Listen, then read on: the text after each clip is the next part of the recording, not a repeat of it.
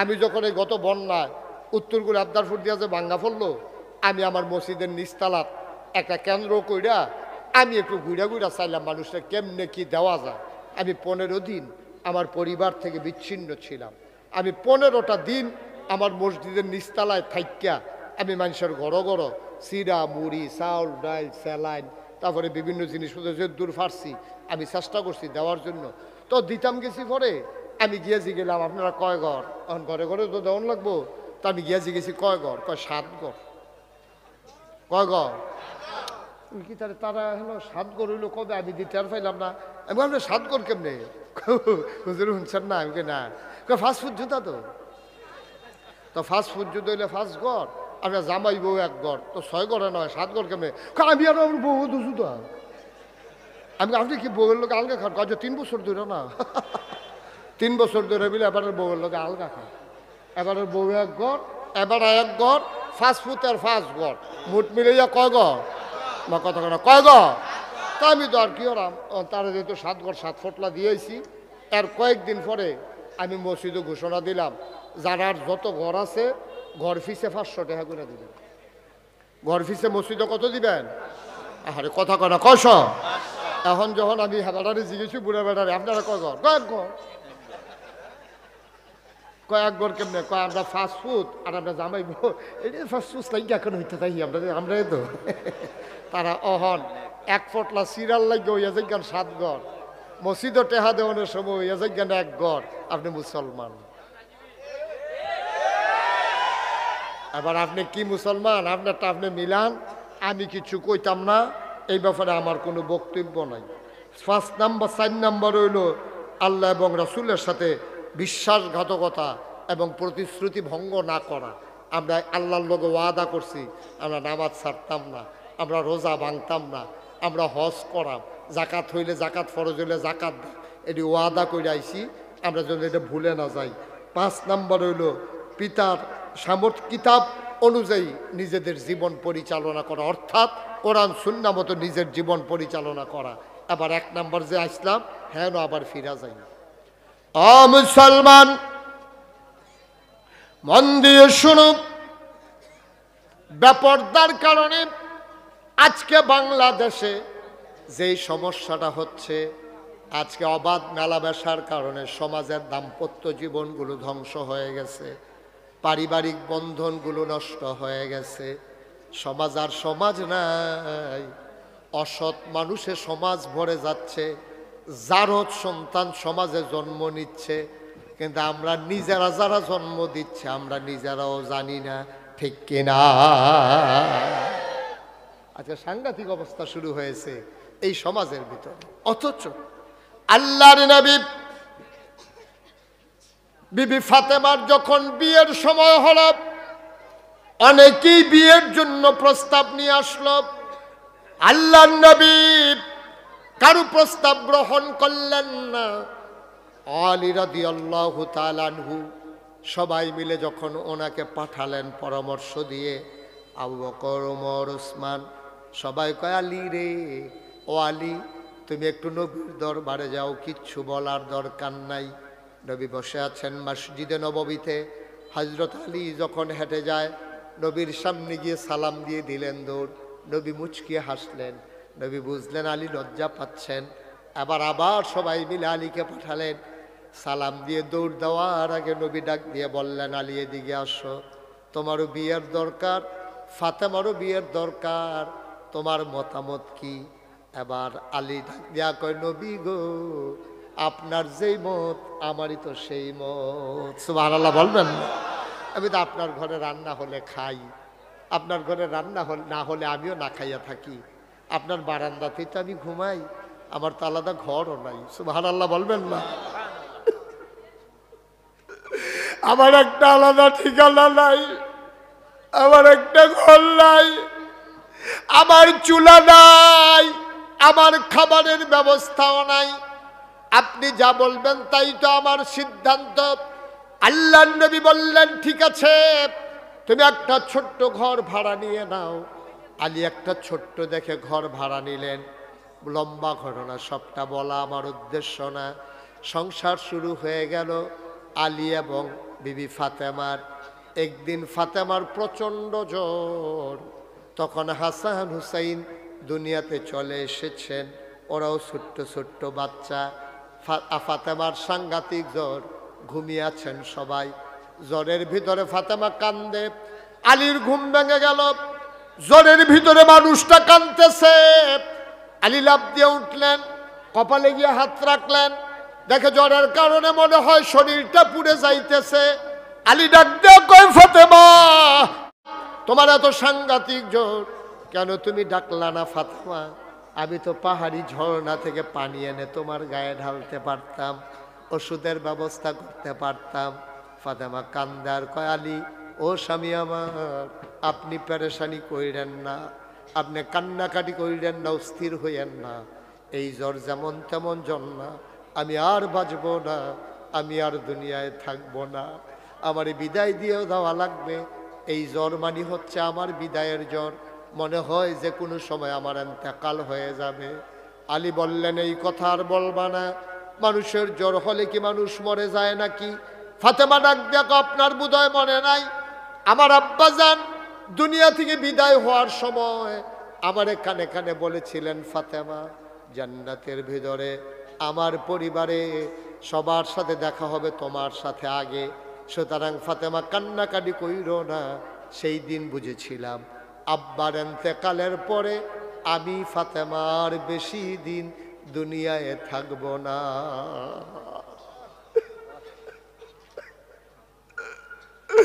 আমি সেই দিন বুঝেছিলাম যে কোনো দিন আমার চলে যাওয়া লাগবে।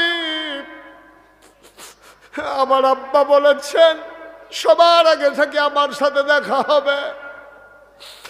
আলী আমি বোধহয় চলে যাব, যাওয়ার আগে আপনার একটা স্বীকৃতি লাগবে, আমার একটা সার্টিফিকেট লাগবে। কয়, ফাতেমা কি জানতে চাও বলো?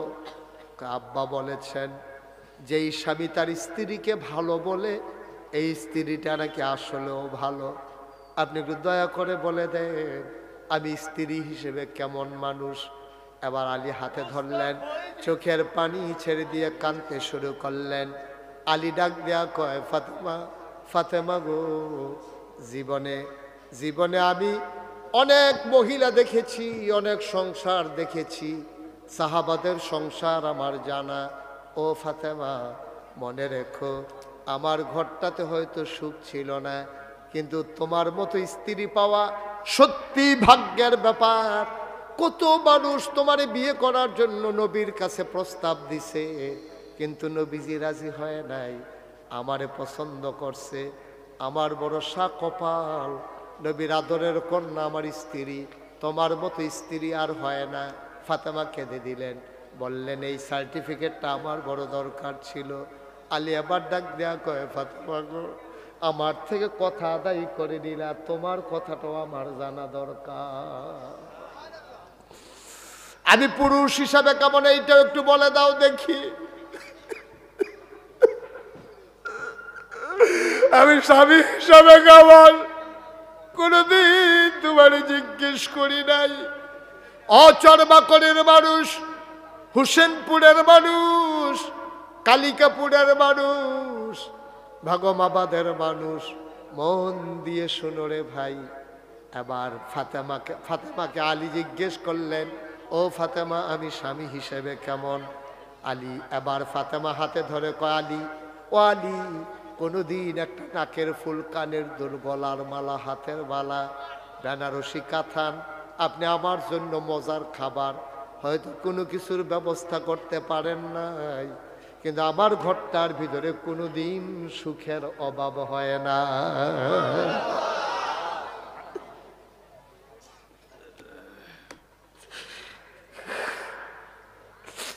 আমার কোনো সম্পদ ছিল না, কোনদিন সুখের অভাব ছিল না গো স্বামী। আমি আপনার প্রতি আমার কোনো অভিযোগ নাই, আপনি স্বামী হিসেবে আমার সেরা স্বামী।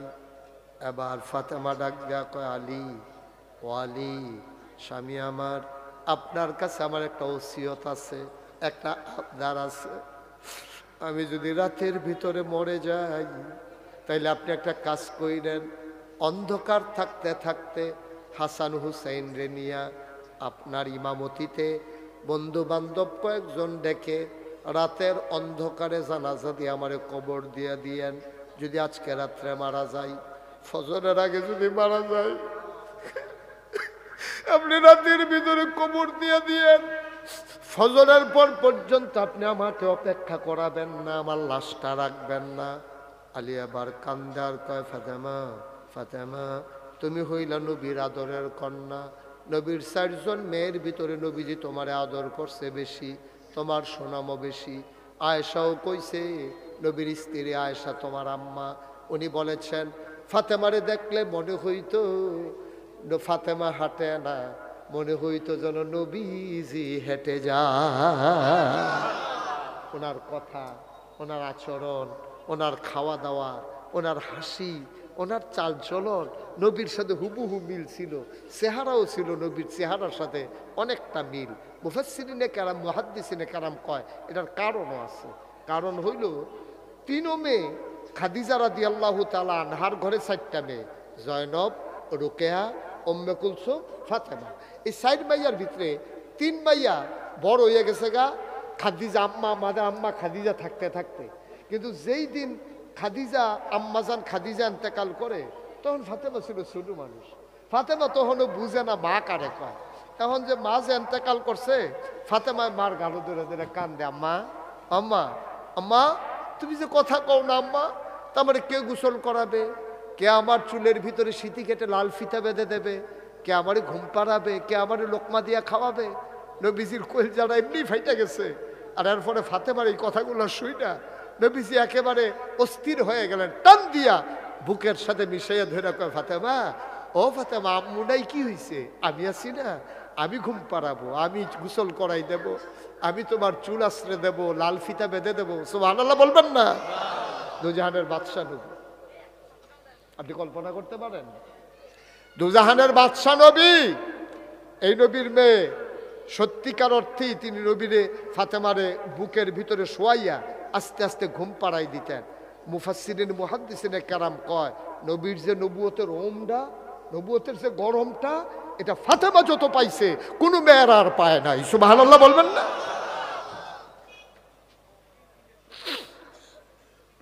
অন্য মেয়েরা নবীর এত সংস্পর্শ পায় নাই, এত আদর পায় নাই, এত মায়া পায় নাই। ফাতেমা যেই মায়াটা পাইছে, এই জন্য নবীজি ফাতেমারে আদর করতেন বেশি। ফাতেমা আব্বা ছাড়া কিছু বুঝতো না। নবী যখন যুদ্ধে যেতেন, কোথাও সফরে যেতেন, সবার কাছে বলা শেষ কইরা তারপরে ফাতেমার কাছে সবার শেষে বলতেন।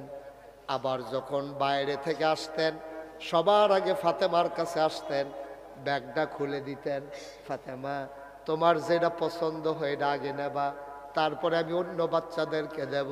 ফাতেমা এমনই লক্ষ্মী মেয়ে, একটা জিনিসও ধরতেন না, বলতেন আব্বা আপনি সব আগে অন্যদেরকে দেবেন, থাকলে আমি নেব, নাইলে আমার লাগবে না।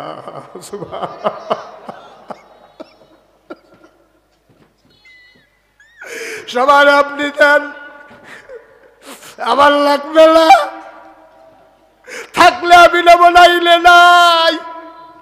যেমন তেমন কথা না আব্বা, এ কথার অনেক ওজন। আবার ফাতেমা ডাক দেয়া, আলী ওয়ালি, আমার যদি রাতের ভিতরে মৃত্যু হয়ে যায়, আপনি রাতের ভিতরেই কাফন পরাইয়া দাফন করে দেবেন, মাটির কবরে এত জানাজানির দরকার নাই। আলী কাঁদতেছেন, ফাতেমা তুমি হইলা নবীর আদরের কন্যা, যদি মানুষ জানে তোমার ইন্তেকাল হয়েছে, হাজার হাজার মানুষ দৌড়ে দৌড়ে তোমার জানাজায় আসবে, কেন রাতের অন্ধকারে তোমার কবর দেব। এবার ফাতেমা একটা মুচকি হাসি দিলেন, আলীর হাত ধরে, আলী আপনি বোধহয় ফাতেমারে চিনেন নাই, আমার জন্মের পর থেকে যতদিন বাবার ঘরে ছিলাম ততদিন পর্যন্ত, বিয়ে হওয়ার আগ পর্যন্ত আমারে কোনোদিন কোনো ভিন্ন পুরুষ দেখে নাই। যেই দিন বিয়ে বসে আপনার ঘরে আসলাম, আজকে পর্যন্ত কোনো ভিন্ন পুরুষ আমারে দেখে নাই। বিয়ের আগেও দেখলো না, বিয়ের পরেও দেখলো না। আমি যদি মরে যাই, আপনি যদি দিনের বেলা মসজিদের সামনে আমার লাশটা নেন, তখন সবাই কাফনের বাইরে দিয়ে আমারে দেখবে আমি লম্বা ছিলাম না খাটো ছিলাম, আমি চিকন ছিলাম না মোটা ছিলাম। সুবহানাল্লাহ। যেই ফাতেমা জীবিত অবস্থায় কোনোদিন ভিন্ন পুরুষের সামনে যায় নাই, এই ফাতেমা মরার পরে লাশ হইয়া কারো সামনে যাইতে চায় না।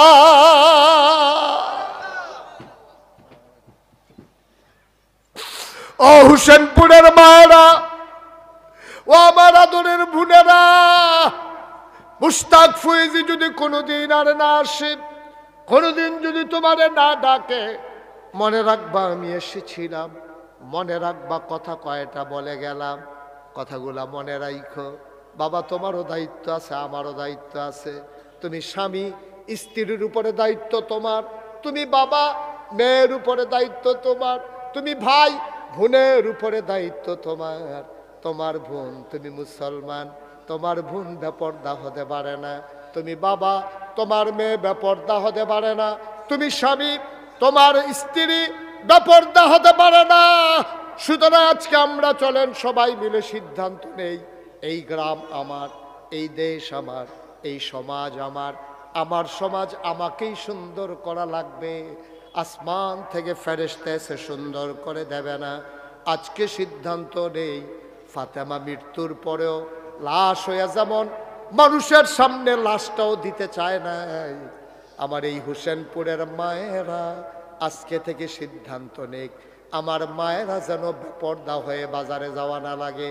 মেয়েরা স্কুলে যাবে পর্দা করে, ইউনিভার্সিটিতে পড়বে পর্দায় করে, বাজারে যাওয়া লাগলে, দোকানে যাওয়া লাগলে, ডাক্তার দেখানো লাগলে যাবে বুরকা পরে। ঠিক কিনা? পারবো না আমরা ইনশাআল্লাহ? আজকে 34 বছর মোশতাক ফয়েজি মাহফিল করি। এই মাঠটাতে আমি আরো আগে এসেছি। আমি বারবার কর্তৃপক্ষকে বলেছিলাম, এই মাঠেই যদি আয়োজন করেন আমাকে নিয়েন না, কারণ আপনারা এর আগে যখন আসছি, অনেক বছর আগে 2008-এ বোধহয় আমি আসছিলাম, তখনই আমি আসার পরে লোক জায়গা হয় না। তো এখন তো মোটামুটি আমাকে একটু কিছু মানুষ চিনে, তো সবাই আসবে। এই যে লোকগুলাকে আমি বসতে দিতে পারলাম না, আমি সত্যি লজ্জা পাচ্ছি। আপনারা মনে করেন আমার খুব আনন্দ, আমার কথা শুনে আপনারা আসছেন, দিনের কথাগুলো শোনার জন্য বসতে পারলেন না। তবে একটুকু আমি বুঝেছি, আমার মন সাক্ষী দিয়েছে, আজকে আপনারা বসতে পারেন আর না পারেন, মাগরিবের পরে আপনারা যেভাবে আজকের মাহফিলকে লোকারণ্য করে দিয়েছেন, আজকে আমার মন সাক্ষী দিয়েছে আল্লাহ আপনাদের এই মাহফিল কবুল করে নিয়েছেন। এই কবুল হওয়া মাহফিলটাতে আমি আপনাদেরকে 1 মিনিট একটু দোয়া করব। দরকার আছে নাকি নাই? কথা কেনা দরকার আছে নাকি নাই? একটা টুকু দয়া করে উঠবেন না, সবাই মিলে আমরা দোয়া করে তারপরে এশার নামাজ হবে। তারপরে আমার আদরের কারি আব্দুল কাইয়ুম মিয়াজি, বাংলাদেশের আলোড়ন সৃষ্টিকারী বক্তা, অত্যন্ত সুমধুর কণ্ঠস্বর এবং মানুষকে আপনার শুনে খুশি হবেন তার ওয়াজ। একটা লুকো ছেলে, এই 2টা বাচ্চা যে উঠলো, আপনার কেউ কিছু বললেন না? হ্যাঁ, সমস্যা তো এই রে, বাংলাদেশের সমস্যাটা তো আমরা ধরতাম পারি না, চিকিৎসা করাম কেমনি? আমরা তখন রুগে থিতাইতে রুগী গেছে গা মইরা, তো চিকিৎসা হইব কেমনে? বাংলাদেশের সমস্যা হইলো খারাপ কাম করেন না, মানুষের সংখ্যা বাংলাদেশও কম, খারাপ কাম করে 2-3টা, কিন্তু আমরা দেশের ডাক দেউন না নাই। ঠিক কিনা কম? ডাক দিবেন। এই 2টা উঠতে গেছে, এই 2টারে যদি বয়াই দিতেন তো আরেকজন উঠলো না। তো আমরা এখন থেকে ছেলে বসা, এখন থেকে আমরা এই যে উঠে তার কোনো বিচার হইতো না, যারা লগের তো উঠছে বিচার হইব তারা, যে তে না বুঝে না তারা তো বুঝে, তো তারার লগের তো উঠতে গেল কেমনে? যার লগের তো উঠবো তার বিচার হইব, ওখান থেকে যেতে উঠবো তার ভিতরে তো বুঝে না, তো বুঝলে কোনো উঠলো না। ঠিক নিও, শুধু আপনারা খেয়াল রাখেন কারা উঠে। তোমরা এমনি দৌড়াদৌড়ি করতেছ, রমিজ ভাই কই গেল? ভাই কই গেছিলে বাড়া? মার হাবা কন। তো যেই কথাটা কইছিলাম, আমি আইয়া শুনলাম যে আল্লাহর খাস মেহরবানি, যে এই মসজিদে আমিও আইয়া দেখছিলাম এটা, ওই যে আগে আসলাম। আর আমরা হুবুর বাড়ি, এই হোসেনপুর বইয়া বাড়ি, ওই যে চেয়ারম্যান সাহেব ছিল যে আব্দুল সালাম চেয়ারম্যান, এই বেত আমরা হুফু বিয়া দিছি। আমার ফুফার নাম ছিল আব্দুল সাত্তার। অনেক আগে উনি এন্তেকাল করছে, সংগ্রামের আগে না পরে দিয়ে এরকম জায়গা হ্যাবলা আমি হইছিও না। আচ্ছা হইছি হইছি হ্যাঁ। তো হ্যাঁ কি করছে আরে বসো মার হাবা কর। তা আমাদের এই যে মসজিদরা আমি আইয়া শুনলাম, আমার খুব খুশি লাগছে, ভাল লাগছে যে দেখেন মসজিদরা বাইরতে হইতে বুড়ায় লম্বা বেড়াইতে যেমন বয়স হয়ে গেলে বাইরতে হইয়া যায় গিয়া, আমরা এই মসজিদরাও দেখেন কই আসছি রোসাত তখন বাইরতে হইতে কই ইয়া পড়ছে, বয়স হয়েছে যেটা মসজিদে দেখলে বোঝা যায় কি ক। এই মসজিদরা তারা কইছে নতুন করে ওসা কইরা সুন্দর করে ফাউন্ডেশন দিয়া তুলবো। মসজিদরা করতে গিয়া আমার অত্যন্ত আনন্দিত একটা আনন্দের খবর আছে। হাজি আবু তাহের তারা হাজি আবু তাহের কো এই এবারে হাজি আবু তাহের এই মসজিদ করতে গিয়া যত রড লাগে আবার রডের মধ্যে বাস দেওয়া বইয়ে থাকে না না আপনার দেশও দেয় তো এই হাজি আবু তাহের যত রড লাগে মসজিদ করতে এই জনাব আলহাজ আবু তাহের সাহেব সবগুলো রড উনি দিয়া দেবেন। সবাই বলেন মারহাবা। কবুল কর, মঞ্জুর কর, মনের আশা পূরণ করে দাও। হাজি সোবহান চৌধুরী কেবেরা এবার বড় ভাই ও এবার আসেনি, কই গেছে? হ্যাঁ আরে কথা বলতে পারেন না কি বিদেশ সাহে না কি গেছে না বাইক উঠতে রয়েছে কইতে পারেন না? স্বাস্থ্য খারাপ তো এটা তো একটা ভালো কথা। তো যখন দোয়া করেন যে জুম করে জনাব আলহাজ সুবহান চৌধুরী সাহেব উনি দিয়া দেবেন 30,000 ইট। বলো মারহাবা। 30,000 ইট হইলে ইট কোনো আর লাগতো না। আর এবারে 30,000 ইট দিতে পারবো, আরো 5,000 ইট লাগলে এবারে দিতেও পারবো। ঠিক নিও বিরিক্রি তো সারছে কাম। মসজিদটা যদি ব্রিক ফিল্ডের লগে হইতো তো আরো ভালো আছি। হ্যাঁ আচ্ছা মাশাল্লাহ, যত ইট লাগে এই সোবহান চৌধুরী ইনশাল্লাহ দিয়া দিব। হাজি রমিজ উদ্দিন কানাডা, আমি যে রমিজ ভাই ডাকতেছি এবারা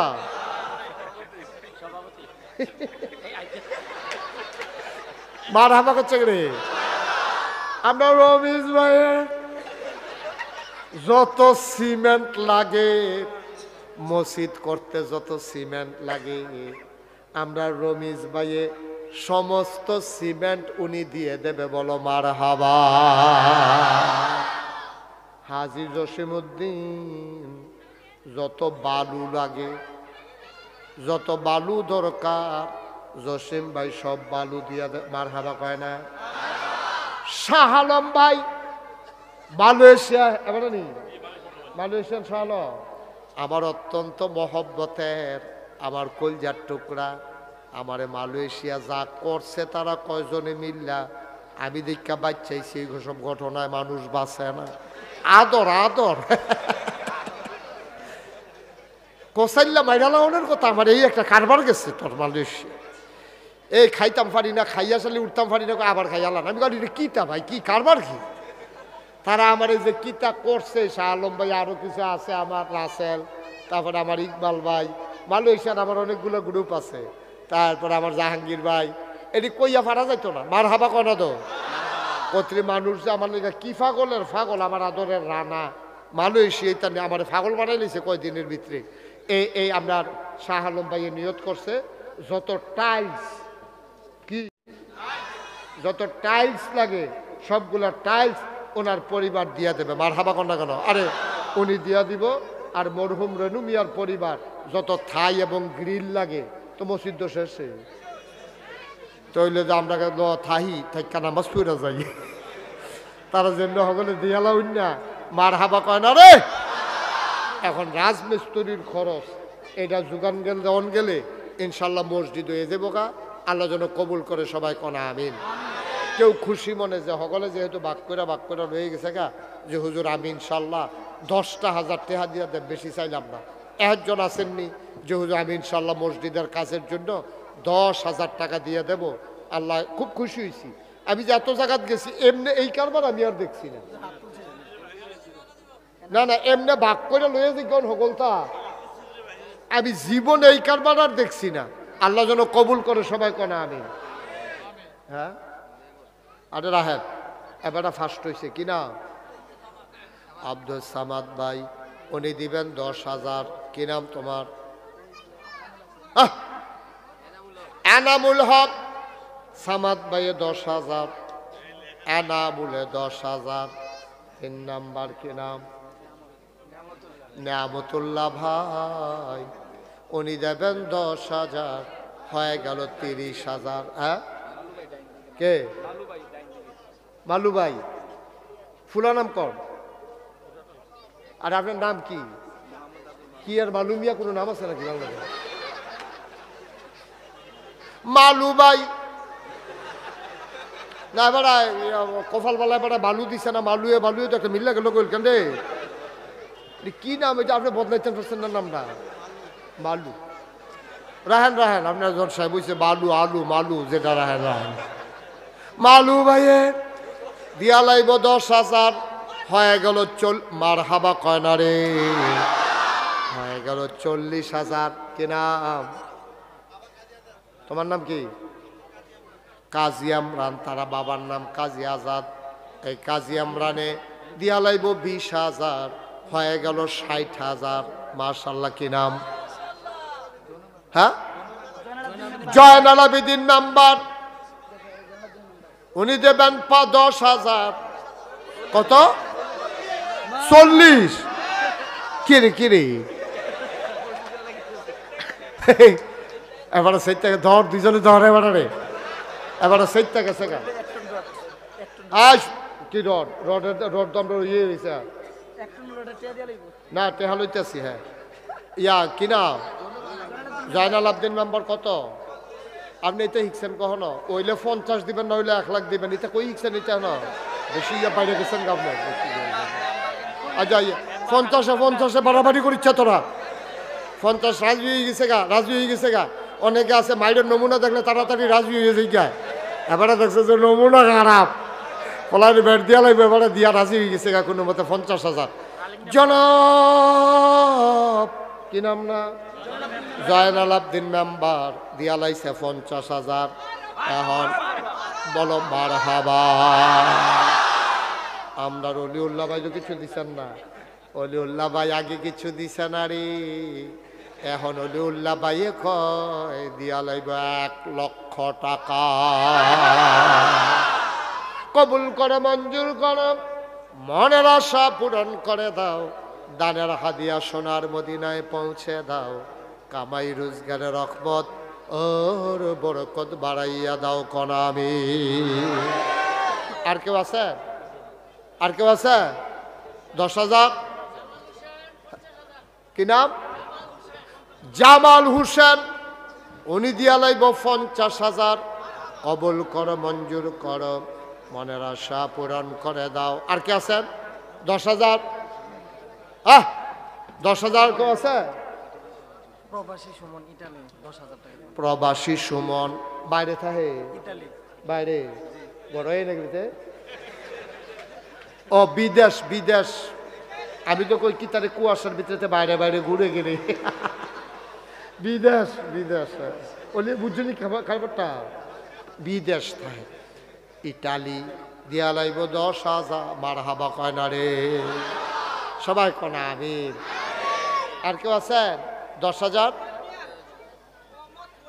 মোহাম্মদ জুয়েল, মোহাম্মদ জুয়েল, উনি দেবেন 10,000।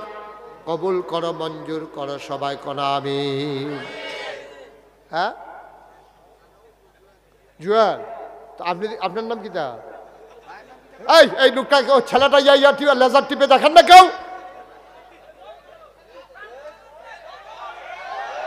থাক হয়েছে, ডরাইছে। হ্যাঁ ডরাইছে না, তারে তো উদ্দেশ্য ডর দেখানো, তার কি মারণ উদ্দেশ্য নিহি।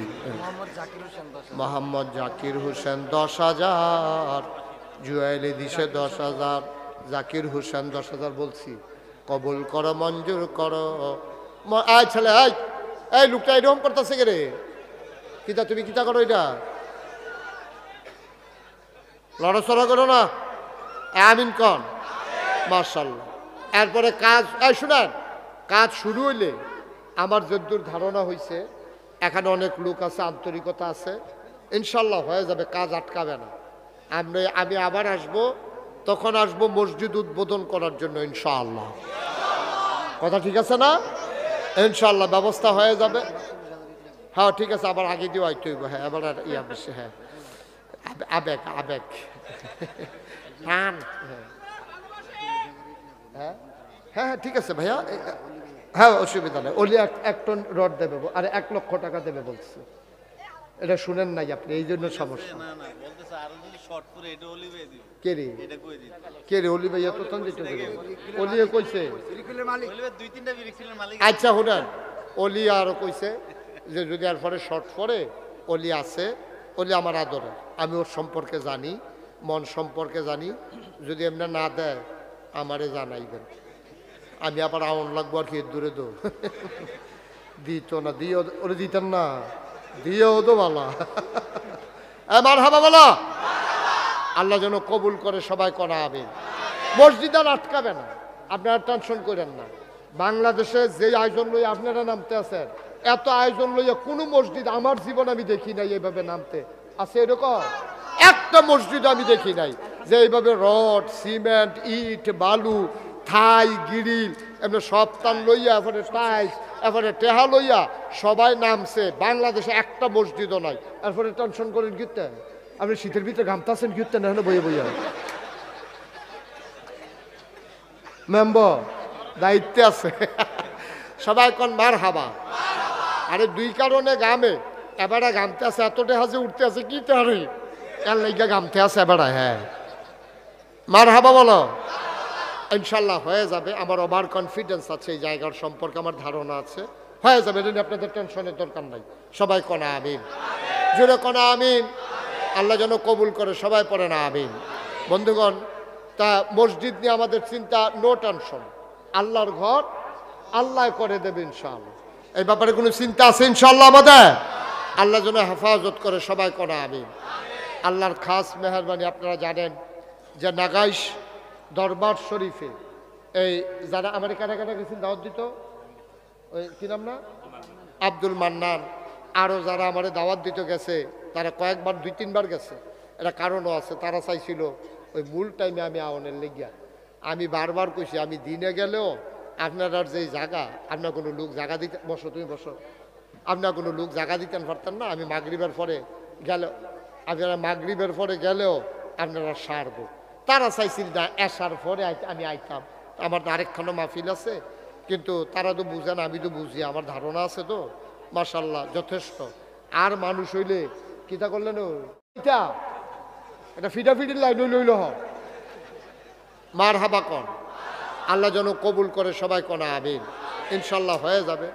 আপনারা শুনে খুশি হবেন যে আমি, আপনারা তো শুধু মসজিদের কাজ ধরছেন, সাথে হেফসখানা আছে।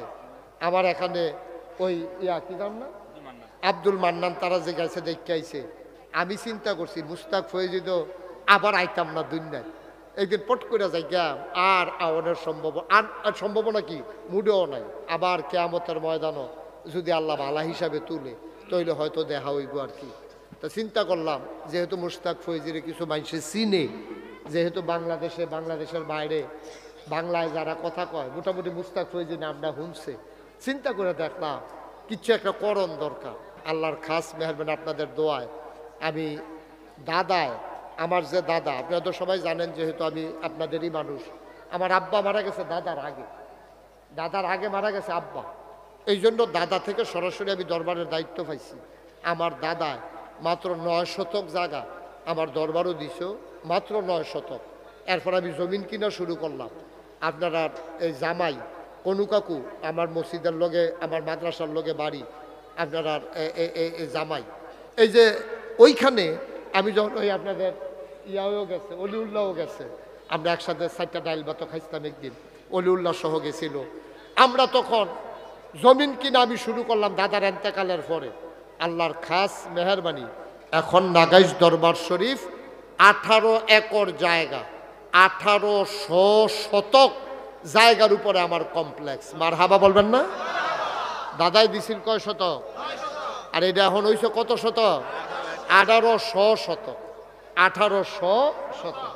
আমার এখানে 10টা প্রতিষ্ঠান, একটা খানকা, একটা দাখিল মাদ্রাসা, একটা নুরানি মাদ্রাসা, একটা হাফিজিয়া মাদ্রাসা, একটা ধাতব্য চিকিৎসালয়, একটা গণপাঠাগার, একটা গবেষণাগার, একটা ছাত্রাবাস, একটা ইয়াতিমখানা, একটা মসজিদ। আমার মসজিদরা, আপনার তো জায়গা কম, আপনারা তারপর আমার সাথে পরামর্শ করবেন। মসজিদের ব্যাপারে আমার অভিজ্ঞতা আছে, আপনারা কিন্তু হুট করে কাজ ধরেন না। মসজিদে কেমনে ফাউন্ডেশন দিতে হবে, ইঞ্জিনিয়ারদের কেমনে ড্রয়িং করাইতে হবে, এই ব্যাপারে আমার অভিজ্ঞতা আছে। ড্রয়িং শেষ হলে আমাকে দেখাবেন, না দেখাইয়া কাজে হাত দিবেন না, অনেক ফাঁক ফুকর আছে হেন। আমি তখন আমার চিন্তা করলাম যে বড় কইরা ইনশাল্লাহ দরবারে একটা মসজিদ করা। আমার ইঞ্জিনিয়াররা মিল্লা যে ড্রয়িং করে আনছে আমারে দেখাইছে, পর আমি ডরাইছি। আমি বলি কি তারে? হুজুর মসজিদ। আমি বলি একটু বড় দেখা যায়নি। হুজুর একটু বড় হয়ে। আমি কীরকম বড়? একসাথে নামাজ পড়তে পারবে 6000 লোক। কয় হাজার? নিচতলায় হাসপাতাল, সবটা মিলে 20,000 স্কোয়ার ফুট জায়গার উপরে আমার নিচতলায় হাসপাতাল, দোতলায় 3তলায় মসজিদ। মসজিদ মাদ্রাসা কতই আছে, কিন্তু সারাটা বাংলাদেশের গ্রাম পর্যায়ে কয়টা হাসপাতাল আছে? আমি চিন্তা করলাম গরিব দুঃখী মানুষগুলা একটু চিকিৎসা পাওয়া দরকার আছে, তাদের অধিকার। এই জন্য আমি নিচতলায় ফ্রি হাসপাতাল করে দিচ্ছি, যেন মানুষ চিকিৎসা নিয়ে যাইতে পারে। আপনারা যদি অসুখটা লইয়া নাগাইশ পর্যন্ত যাইতেন পারেন, আল্লাহ আল্লাহ কইরা চিকিৎসা রেডি। মার হাবা করেন না কেন? ইনশাল্লাহ ফ্রি চিকিৎসা, যারা অসহায় গরিব মানুষ থাকবে তাদের ফ্রি চিকিৎসার জন্য নিচতলায় হাসপাতাল, দোতলায় 3তলায় মসজিদ। পয়লা আমারে তারা কইছে, তারা আমি জিগেলাম এটা যে মসজিদ করবি তোরা, এটা করতে কীরকম লাগবো? কই হুজুর 15 কোটি টাকা। কয় কোটি? আমি কই বেড়া 15 কোটি টাকা এটি খেলা কথা, এত টাকা আমি তো জীবনে 1 কোটি টাকা একখানো দেখছি না, তোরা দেখছ? কয় না আমরাও দেখছি না। কই তো 15 কোটি টাকা এটা আন্দাজ করে কাম করুন লাগে না? কই হুজুর ডরাইয়েন না, এই শুরু করেন। তখন আমি একটা নিয়ত করছিলাম, আল্লাহ 33 বছর তো মাহফিল করি বাংলাদেশও, এই বছরে না 34 হয়েছে। 33 বছরের জীবনে কত জায়গাত মাহফিল করলাম, কত জায়গাত গেলাম, কত টেহা আমারে মানুষে দিছে। আল্লাহ তুমি তো আমার সুস্থ রক্ষা করাইছো 33 বছর মাহফিল। 1 বছর মাহফিল করে যত টাকা হাদিয়া পাই, পুরো 1 বছরের হাদিয়া আমার মসজিদ আমি দিয়ে দেবো ইনশাআল্লাহ। আমি 25 লক্ষ টাকা দিয়া তারপরে মসজিদের কাজ শুরু করছি। মার হাবা বলবেন না? কয়লা না কত না কয়লা 25 লাখ টাকা দিয়া কাজ শুরু করছি। একতলার ছাদ হইছে। ছাদের দিন ইঞ্জিনিয়ারে আমার আলগাত নিয়ে কয় হুজুর ওই যে কইছিলেন যে এই মসজিদের কথা, এটা 15 কোটি কইতাম না, ওই তো না। আমি কি তৈব? 30 কোটি লাগবে। আমি কতক্ষণ ফিট আমারে হালাইয়া মসজিদ করতাম, কইলাম কি হুজুর ডরাইয়ের না, আগ্রহীতে থাকে না, এটা আটকায় না, আসলেও আটকায় না। আজকে পর্যন্ত প্রায় 4 কোটি 80 লক্ষ টাকার মতো আমি আজকে পর্যন্ত খরচ করে ফেলছি। আমি দিছি মাত্র 25 লাখ, আরও 4 কোটি 50 লাখ করতে আইছে। এইটা হ্যাঁ, এই যে মালয়েশিয়া গেছি, ওই যে কইলাম না শাহ আলম ভাই আমারে ঘুরাইয়া ঘুরাইয়া বিভিন্ন জায়গায় নিছে, কত মানুষ যে কত টাকা দিছে। তারপরে ওমানে গেলাম, সৌদি আরবে গেলাম, বিদেশের এমন কোনো দেশ নাই যেই দেশের তো আমার মসজিদও টাকা আইছে না। মার হাবা কইতেন না? আমি মসজিদ রাত মাহফিল শেষ করে রাইতে যখন যাই, মসজিদটার লোক আমি এত জড়াই গেছি, আমি ছাদের উপরে উঠে কান দিই, আল্লাহ তোমার বন্ধু নবী বলেছেন মাম বানা লিল্লাহি মসজিদান বানাল্লাহু লাহু বাইতান ফিল জান্নাহ, যে দুনিয়ায় মসজিদ বানাবে তুমি নাকি জান্নাতে তার জন্য ঘর বানাবো। আল্লাহ আমার এই মসজিদের উসিলায় তুমি জান্নাতে ঘর বানাই দিও। আমি কত দোয়া করি, আমি কান্দি, ঘুমাইতে গেলে স্বপ্নে দেখি মসজিদ, খাইতে গেলে চোখের সামনে আমার মসজিদ ভেসে ওঠে। আমি প্রাণ ভরে আপনাদের জন্য দোয়া করি। আপনারা আমার কাছের মানুষ, কত হগিন্নি বেডির টেহা, কত রিক্সাওয়ালার টাকা, কত সিএনজি ড্রাইভারের টাকা, কত মানুষের টাকা যে আমার এই মসজিদে লাগছে। আপনাদের শাহ আলমের টাকা, আপনাদের এই অলিউল্লাহর টাকা, অনেকের টাকা ইতিমধ্যে ঢুকে গেছে। আপনারাও বিভিন্ন জায়গায় এই মসজিদে শরিক হয়েছেন। আবার এটা একটা বিরাট প্রকল্প। আল্লাহ আপনাদের মসজিদের একটা লাইন করে দিলাম, কাজ ধরবেন আবার আটকাই গেলে মুস্তাক ফয়েজিরও খবর দিবেন। মেহনা ইনশাআল্লাহ হুসেনপুরের মসজিদ আটকাবে না ইনশাআল্লাহ। সবাই কনা আমিন। আমার এই নাগাইশের মসজিদটা যেহেতু একটা বড় প্রকল্প, 30 কোটি টাকা বাজেট, আপনারা এখানে যারা আছেন আপনাদের কাছে আমার আবদার, দোয়া করবেন আমার এই মসজিদটার জন্য, আল্লাহ যেন আমার মসজিদটা কবুল করে। সবাই কোন আমিন। একটা লোক এখনো পারবেন যে হুজুর ইনশাআল্লাহ আপনার মসজিদের জন্য আমি ইনশাআল্লাহ 5,000 টাকা দিয়া দেব, দোয়া করে দিয়ে। মাশাআল্লাহ, আমার এক ভাই উনি 5,000 টাকা, হ্যাঁ ও মেম্বার সাহেব, হ্যাঁ মেম্বার সাহেব, ইনশাআল্লাহ মেম্বার সাহেবে 5,000 টাকা দিব নিয়ত করছে। কি নাম? এনামুল। এনামুলে দিব 5,000। ভাই কম তো নো, এই যে এখনো দিচ্ছেন যে এই যে কোন এই শাহ আলম ভাই গুলো পুরা টাইলস দিব, তারপরে আলহাজ কি জানি ওই যে পুরা রড দিব, আবু তাহের কম তো না, তার সাদা কাগজ লেখা লইয়া যাইতো কন, যদি এই রড দেওয়ার কারণে কন্যা যাইকা আমরা সকলে চান্দা তুললে তার টেহা ফেরত দিয়া দেন। কমবে না বরংস বাড়বে, ঠিক কিনা কন? কমবে না বরংস বাড়বে, এটার কারণে আল্লাহ ঢাইলা দেবে, নিয়া কুলাইতে পারবেন না ইনশাআল্লাহ। দেন যারা বলছেন তাড়াতাড়ি, আবার দেরি করা যাবে না, অতি দ্রুত। তারপরে নামাজ আছে, বক্তা আছে, আমাদের শহীদ ভাই আপনাদের কাছ থেকে একটু দোয়া নেবেন।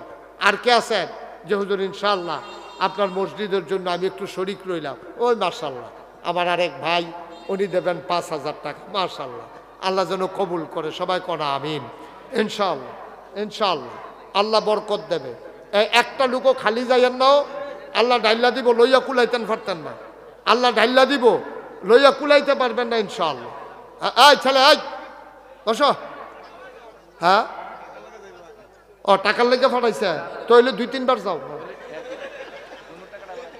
আচ্ছা ইনশাআল্লাহ, তো হইলে 2-3 বার উঠতে পারবো, তে যেহেতু টেহা আনবো, তে যাইবো আর আইবো, প্রতিবারে টেহা আইবো, খারাপ কি কেন? হ্যাঁ মাশাআল্লাহ, উঠান না, আমরা সবাই মিলে একটু শরিক থাকবো।